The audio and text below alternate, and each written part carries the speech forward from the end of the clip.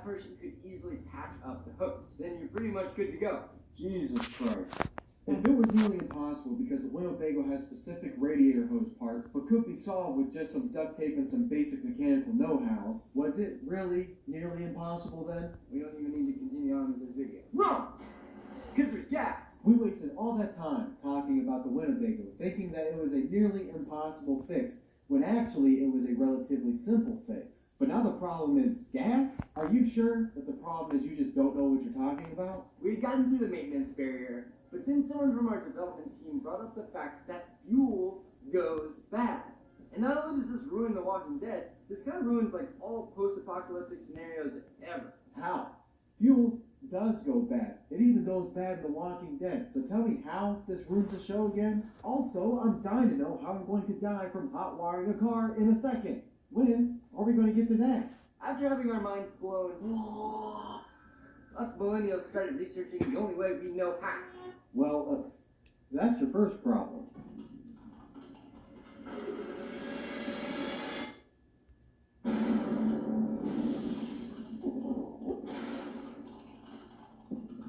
How long do gas bad? That right there is A+ research.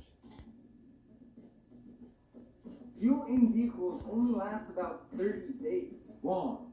Fuel starts to go bad after 30 days, not last 30 days. Even your millennial research of how long the gas bad says it right there. But I'm going to give you the benefit of the doubt. Maybe you're just tripping over words. Now, if you store it in a proper fuel container, that's an entirely different thing.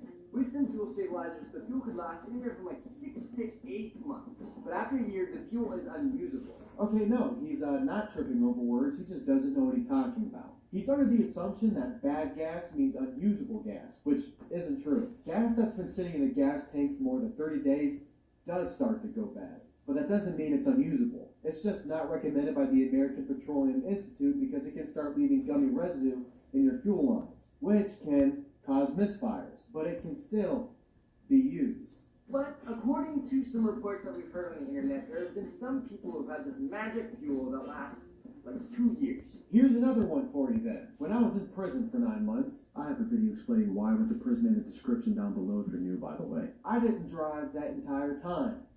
Obviously. When I got home, my car didn't start. But not because it was bad gas, because my car battery was dead. But after jumping my car started just fine. And it also drove just fine, with a 9-month-old full tank of gas that didn't have any fuel stabilizer in it. Needless to say, fuel is not unusable after 30 days, not even after 6 months. But the internet's birthed lots of other great things, like the Tide Pod Challenge, Momo, the Cinnamon Challenge, freaking Dawn Fitness, and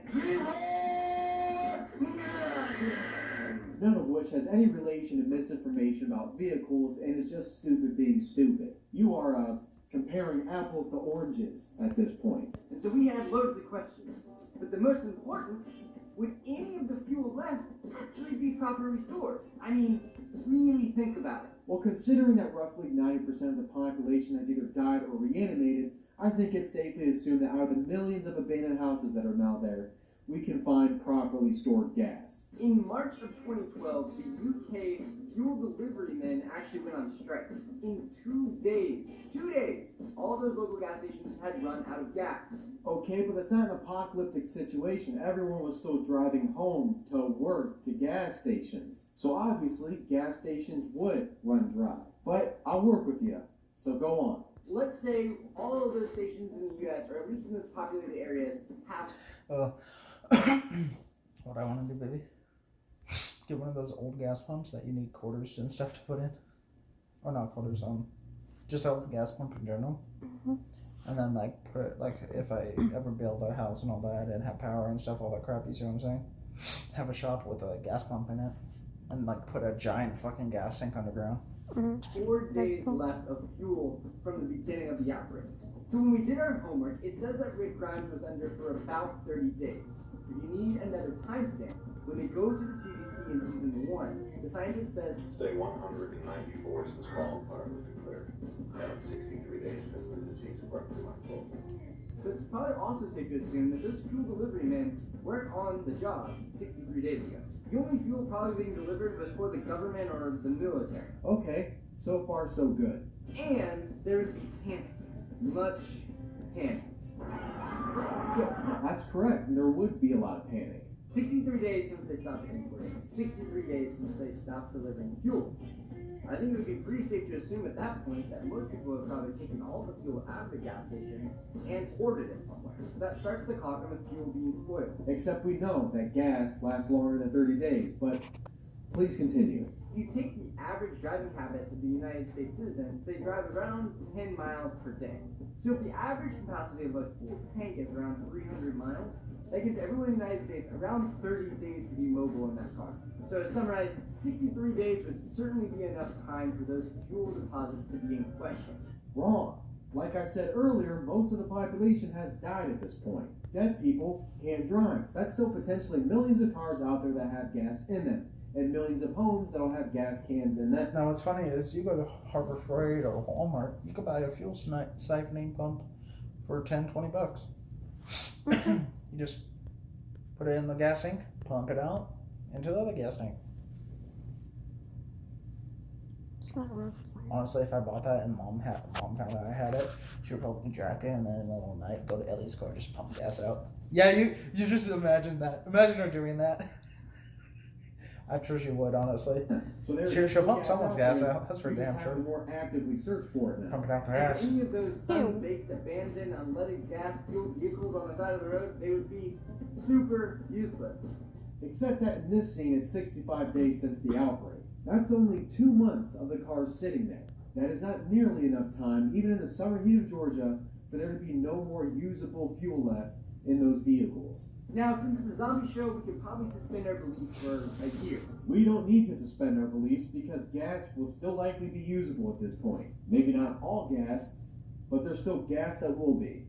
We need to figure out exactly how long Rick Grimes and his crew has been out on The Walking Dead.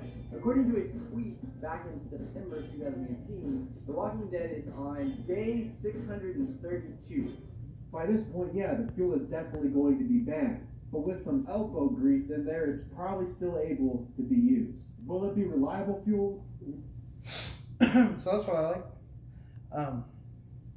How gas goes bad about 2 months later. If we had that military drug, I could just literally take the oil out of every single car that no one has anymore. Like I'm saying, if the zombie apocalypse was real, take the oil, go to get some diesel. Of course, I would have diesel stored just for the heck of it, and go to any supermarket because I'm pretty sure people in a survival situation won't take vodka with them. Yeah, that's right. You can And then just- use vodka for your. Yeah. Most Forgot about certainly not. You'll experience your car stalling out at stop signs, plenty of misfires, and trouble starting, but it will still be usable. So not only at this point would all the batteries in the vehicles be super, super dead, Well, finally, he's right about one thing. Car batteries would be dead. But I think Or get a Prius. Get like like 2, maybe 3 Priuses, and take out their batteries and their engines and just combine them all together. Put it in a truck, and then because if you have solar panels, your place is gonna run forever. he doesn't Pretty much. realize car batteries can be charged.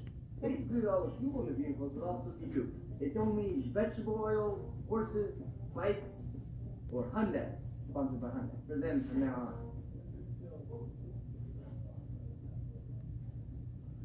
But I don't think the Tesla would be the best vehicle. I think I'm sticking with my bike. A bike. When asked what would be the best vehicle for the zombie apocalypse, you decide to say that you would much rather use a bike. When I get done with your video, we're going to talk about this. So when I'm done with yours, we're going to do bike versus car in a zombie apocalypse. Well, at least The Walking Dead Cartooning. hasn't gone so far downhill that in the later seasons they're still hot wiring old cars they found on the side of the road.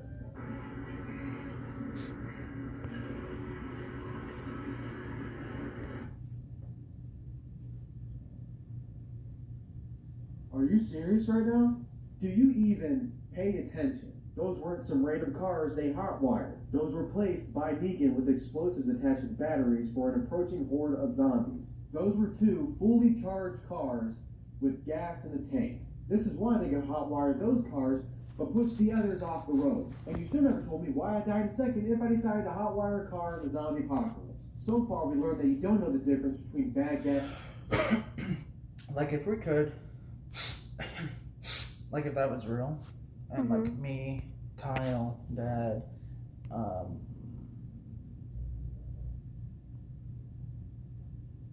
and Chris, I guess. I can't really think of anything, but let's go with those 4 people. Say, like, we were in town and driving around with a car.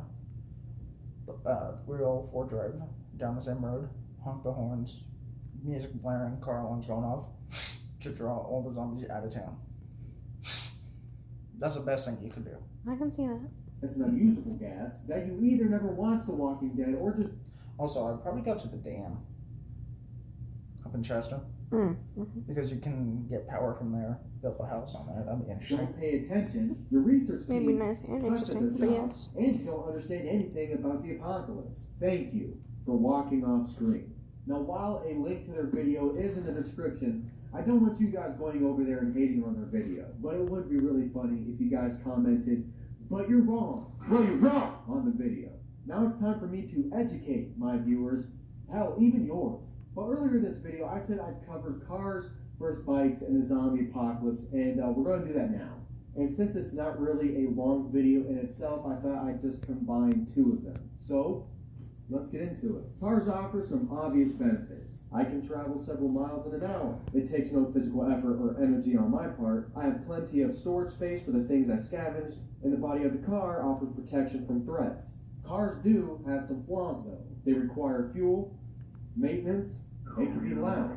I say can be loud because while some cars like a 1970 Dodge Charger can be heard from half a mile away, something like a Hyundai Elantra is actually relatively quiet. So depending on what you're picking, this may or may not be a flaw. And now for bikes. Bikes have some benefits to them as well. They are quiet, require no fuel, and can be taken to places that vehicles can't go. But just like cars, they have some flaws as well. They don't offer any protection, leaving you exposed to threats, don't have nearly as much storage space in them besides what you can carry on you, and they require fuel, but in the form of energy, basically making both the pro and the con nullified, but either they're both there or neither of them are there. So, which is better? Cars.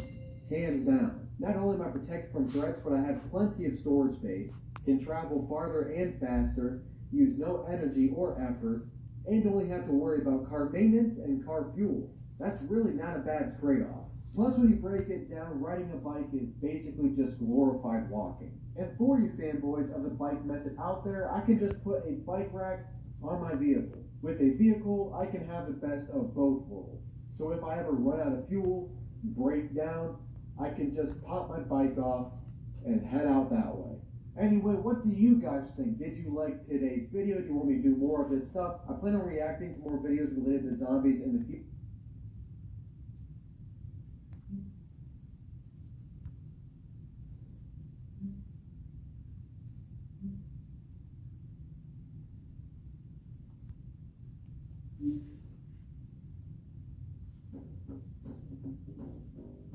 The Pizzone from Pizza Hut. It's me, That's cheesy, true. melty, and you know it's big. The pepperoni Pizzone is You know back it's and big. on the $5 lineup. 2 or more, just $5 each. No one That's outbeats the terrible. Hut. Taking a throwback to the very first episode of Why You Wouldn't Survive What? series and answering a recurring question in the comments section. Do people really think they could survive this? Well, let me just say, there are a lot of people out there who, because Dr. they have Pepper's completed the releasing a new campaigns of flavor all these can. video games on the hardest Dark difficulties, berry. they think they have the know-how and fortitude to survive. Much like a high schooler who thinks joining the That's fucking military awesome. will be easy peasy because they are max prestige on every Call of Duty today, video game skills and watching May really 1st. good movies do not Gotta look around for translate soda. well. And with this next universe, we are beating this. Honestly, if I Well, like it, it's not that far with Mayfair. It's not that far. if I like it, I'll probably buy a couple 24 packs or something. Zombie horse even more in dashing everyone's hopes for survival. Zombies are generically